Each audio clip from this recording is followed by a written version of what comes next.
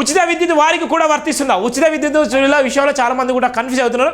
ఎవరికి ఉచిత విద్యుత్ అందిస్తుంది? 200 యూనిట్లు ఉన్నటువంటి ఉచిత విద్యుత్ ఎవరికి వస్తుంది అనేటువంటి ప్రధాన వార్త కూడా రాయడం జరిగింది. ఆ ఉచిత విద్యుత్ నేపథ్యంలోనే ఎవరికి ఉచిత విద్యుత్ అందిస్తుంది అనేటువంటి ప్రధాన వార్త కూడా రాయడం జరిగింది. తెలంగాణ అసెంబ్లీ ఎన్నికల సమయంలో కాంగ్రెస్ పార్టీ ప్రజలకు 6 గ్యారెంటీలు ఇచ్చింది. అధికారులకు వచ్చిన 100 రోజుల్లోనే వీటిని అమలు చేస్తామని హామీ ఇచ్చింది. ఈ 6 గ్యారెంటీలు కాంగ్రెస్ గెలుపులో కీలకమయ్యాయి. కాంగ్రెస్ ప్రభుత్వం ఏర్పడింది. ఇప్పటికే 2 గ్యారెంటీలు అమలు చేస్తుంది. ఆరోగ్యశ్రీ పరిమితిని ₹5 లక్షల నుంచి 10 లక్షలకు పెంచారు. ఆర్టీసీలో మహిళలకు ఉచితంగా ప్రయాణం కల్పిస్తున్నారు. మార్చి నుంచి మరో 2 గ్యారెంటీల అమలుకు రాష్ట్ర ప్రభుత్వం కసరత్తు చేస్తుంది. ఇందులో ₹1 గ్యాస్ సిలిండర్ కాగా రెండోది 200 యూనిట్లు ఉచిత విద్యుత్ కూడా ఇస్తున్నారు. రెండో హామీ ఏముంది?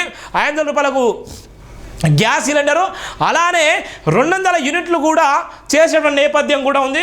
ఉచిత విద్యుత్పై అద్దెకుండే వాళ్ళు ఆందోళన ఎవరైతే ఉన్నారో అద్దెకుంటాడు. హైదరాబాద్లో ఉండే నేపథ్యంలో చాలామంది అద్దెకుంటున్నారు. అద్దెకుండేటువంటి నేపథ్యంలో వాళ్ళకు ఉచిత విద్యుత్ వర్తిస్తుందా లేదా అనేటువంటి అంశాన్ని కూడా చూస్తున్నాం. జేబీఎంలో ప్రజాపాలనలో భాగంగా డిసెంబర్ 26 నుంచి జనవరి 6వ తేదీ వరకు 5 గ్యారెంటీలకు అర్హుల నుంచి ప్రభుత్వం దరఖాస్తులు స్వీకరించింది. వీటి ఆధారంగా దరఖాస్తుదారులకు 200 యూనిట్ల వరకు ఉచిత విద్యుత్ ఉచితంగా ఇవ్వాలని ప్రభుత్వం నిర్ణయించింది. ఈ మేరకు అర్హులను గుర్తించాలని విద్యుత్ శాఖ అధికారులు సీఎం రేవంత్ రెడ్డి ఆదేశించారు. దరఖాస్తుల ఆధారంగా విద్యుత్ అధికారులు సర్వే మొదలు పెట్టిన నేపథ్యం కూడా ఉంది. రేషన్ కార్డు ఉన్న వారికి మాత్రమే ఇక్కడ స్పష్టం చెప్తున్నారు. ఉచిత విద్యుత్పై అద్దెకు ఉండే వాళ్ళు ఆందోళన చెందేటువంటి నేపథ్యంలో ఎవరికి ఇస్తున్నారు? రేషన్ కార్డు ఉన్న వారికా లేని వారు ప్రధాన వార్త కూడా రాయడం జరిగింది. ఇక 200 యూనిట్లు ఉచిత విద్యుత్ రేషన్ కార్డు ఉన్న వారికే ఇవ్వాలని ప్రభుత్వం నిర్ణయించింది. రేషన్ కార్డు లేని వారికి కొత్త కార్డులు జారీ చేసిన తర్వాత అందిస్తామని తెలిపింది. దీంతో ప్రస్తుతం రేషన్ కార్డు ఉండి 200 లోపు విద్యుత్ వినియోగించే వారిని గుర్తించేందుకు సర్వే చేస్తున్నారు. గత బకాయిలు పెండింగ్ లేని వారు, వివాదాలు లేని వారిని మాత్రమే లబ్ధిదారులుగా గుర్తిస్తారు. అద్దెకున్న వారిలో ఆందోళన. ఇక ప్రభుత్వం అద్దెకుంటున్న వారి విషయంలో ఇప్పటి వరకు ఎలాంటి ప్రకటన చేయలేదు. పట్టణంలో చాలా వరకు అద్దెల్లో ఉంటున్నారు. వీరిలో చాలామందికి తెల్ల రేషన్ కార్డులు ఉన్నాయి. ఈ నేపథ్యంలో అద్దె ఉంటున్న వారిని లబ్ధిదారులుగా కాకుండా యజమానులుగా లబ్ధిదారులుగా గుర్తిస్తారన్న ప్రచారం జరుగుతుంది. దీంతో తమకు ఎలాంటి ప్రయోజనాలు ఉండవని అద్దెకు ఉంటున్న వారు ఆందోళన చెందుతున్నారు. ఈ క్రమంలో సమస్య ప్రభుత్వం దృష్టికి వెళ్ళిన నేపథ్యం కూడా ఉంది. ఎవరైతే అద్దెకుంటున్నారో అద్దెకు ఉండేటువంటి వాళ్ళు కూడా చాలామంది పేదవాళ్ళు ఉన్నారు. వాళ్ళు కూడా కూలి పని నాలుగు పని చేసుకొని ఇక్కడ జీవనం కొనసాగించే నేపథ్యం ఉంది. వాళ్ళకు కూడా తెల్ల రేషన్ కార్డులు ఉన్నాయి. వాళ్ళకు కూడా వర్తిస్తుంటే వాళ్ళని కూడా ఓనర్లుగానే గుర్తించేటువంటి నేపథ్యం ఉంది. ఓనర్లు గుర్తిస్తే వాళ్ళకైనా నష్టం జరుగుతుందా? లేకపోతే ఓనర్కి ఏమైనా ఎఫెక్ట్ పడుతుందా? లేకపోతే ఆ కిరాయి ఇంట్లో ఉంటే ఆ కిరాయిట్లకు సంబంధించి 200 యూనిట్లకు సంబంధించినటువంటి ఉచిత విద్యుత్ ఏ విధంగా వస్తుంది? తెల్ల రేషన్ కార్డు ఉన్న వాళ్ళకైనా తెల్ల రేషన్ కార్డు లేని వాళ్ళ పరిస్థితి ఉన్నటువంటి ప్రధాన వార్త కూడా రాయడం జరిగింది. స్పందించిన విద్యుత్ అధికారులు అద్దెకుంటున్న వారి ఆందోళనపై విద్యుత్ అధికారులు స్పందించారు. తప్పుడు వార్తలు నమ్మొద్దని టీఎస్సీ ఎస్పీడీఎస్సీల అధికారులు సూచించారు. ఈ పథకానికి అద్దెకుండే వారు కూడా అర్హులని పేర్కొన్నారు. ఇక గుడ్ న్యూస్, అద్దెకుండే వాళ్ళు కూడా 200 యూనిట్లు ఏదైతే ఉన్నదో అద్దెకు ఉండే హైదరాబాద్లో కానీ వివిధ తెలంగాణ రాష్ట్రాల్లో ఉన్నటువంటి ఎక్కడైనా కానీ ఓన్లీ తెలంగాణ రాష్ట్రానికి సంబంధించినటువంటి ఎక్కడ ఉన్నా కూడా అద్దెకు ఉండే వాళ్ళు కూడా ఈ యొక్క 200 యూనిట్లకు సంబంధించి వాళ్ళు కూడా అర్హులే, ఓనర్లే కాదు. 200 యూనిట్లు అయితే ఎవరైతే ఉన్నారో 200 యూనిట్లకు సంబంధించినటువంటి అంశాన్ని తెరపై తీసుకొస్తే అద్దెకు ఉండే వాళ్ళు కూడా ఇదే 200 యూనిట్లు ఫ్రీగా ఇచ్చేటువంటి నేపథ్యం ఉందో దానికి వాళ్ళు అర్హులు అనేటువంటి వార్త కూడా మనం చూస్తున్నాం. తప్పుడు వార్తలు నమ్మొద్దు. టీఎస్సీ ఎస్పీడీసీఎల్ అధికారులు సూచించారు. ఈ పథకానికి అద్దెకు ఉండేవారు కూడా అర్హులను పేర్కొన్నారు. సర్వే సమయంలోనే లబ్ధాలను గుర్తిస్తామని తెలిపింది. విద్యుత్ కనెక్షన్లో ఉన్న ఇంట్లో ప్రస్తుతం ఉంటున్న వారి వివరాలు ఆధారంగా లబ్ధాలను ఎంపిక చేస్తామని వెల్లడించారు. దీంతో అద్దెకుంటున్న వారికి కూడా 200 యూనిట్లు ఉచిత విద్యుత్ పొందే అవకాశం ఏర్పడింది.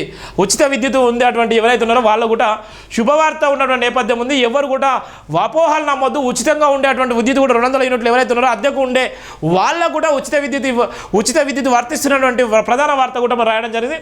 చెల్లెల్ని రేప్ చేసి హత్య. ఒక అన్న చెల్లెల్ని రేప్ చేసి హత్య. ఇది ఎంత భయంకరంగా చూడు. కస్గంజ్ జిల్లాలో జరిగింది.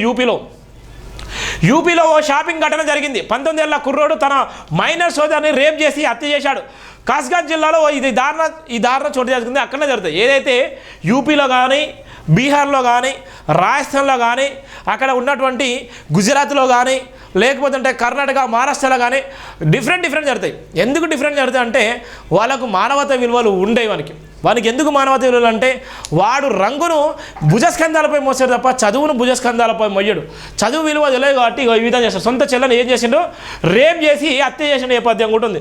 పోలీసుల కథన ప్రకారం ప్రకారం సంజు అనే వ్యక్తి తన మొబైల్లో ఫోన్లో పోర్నో వీడియోలు చూసిన తర్వాత తన సోదరుపై అత్యాచారానికి పాల్పడ్డ తెలిసింది.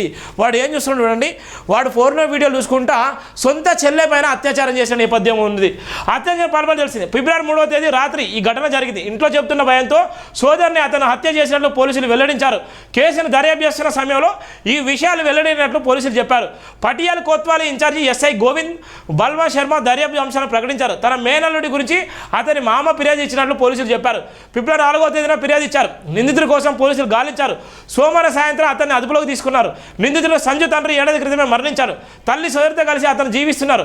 అయితే ఆఘాతం జరిగిన రోజున తల్లి బంధువుల ఇంటికి వెళ్ళింది. ఇంట్లో ఒంటరిగా ఉన్న ఆ కుర్రోడు తన సోదరిపై అత్యాచారం పాల్పడ్డాడు. చూడు ఏం జరుగుతుంది, ఎంత యువత ఎడిపోతుంది, యువత ఏం చేస్తున్నారు, యువత ఎటుపోతుంది, ఎలాంటి వీడియోలు చూస్తున్నారు. ఇలా తల్లిదండ్రులు నమ్మేసి తల్లిదండ్రులు మిమ్మల్ని ఇష్టానుసారంగా పెంచుకొని పెద్ద చేసి మీరు ప్రయోజకులు అవుతారు, రేపు పొద్దున ఐఏఎస్ ఐపీఎస్లు అవుతారు, డాక్టర్లు అవుతారు, ఇంజనీర్లు అవుతారని ఎన్నో రకాల కళలు కండేటువంటి నేపథ్యంలో ఇవాళ ఉన్నటువంటి ఆ పైచాచిక ఆనందం కోసం ఇంట్లో ఉండేటువంటి నేపథ్యంలో ఇలా పిచ్చి పిచ్చి వీడియోలు చూసి ఇలా సొంత తల్లి పైన చెల్లెపైన అత్యాచారం చేసి చంపేసేటువంటి పరిస్థితి వచ్చిందంటే ఏంది ఎడిపోతుంది చూడండి. దీని మీద ఎలాంటి కమిటీలు వేస్తారు, ఏ విధంగా చేస్తారు, ఏ విధంగా బ్యాన్ చేస్తారు, ఏ విధంగా యువతను చెడిపోతున్నటువంటి యువతకు ఏ విధంగా మంచి మార్గం చెప్తారో ఇక్కడ ఈ వార్తను చూస్తే మనకు అర్థమైపోతుంది. చూడు ఎంత బాధాకరమో, చెల్లెని రేపు చేసి హత్య చేసిన సంఘటన కూడా వాడు చూసేటువంటి నేపథ్యం. మనం ఎలాంటి వీడియోలు చూస్తే అలాంటి ఆలోచన వచ్చిందో అనేటువంటి పరిస్థితి అయితే చూస్తున్నాం.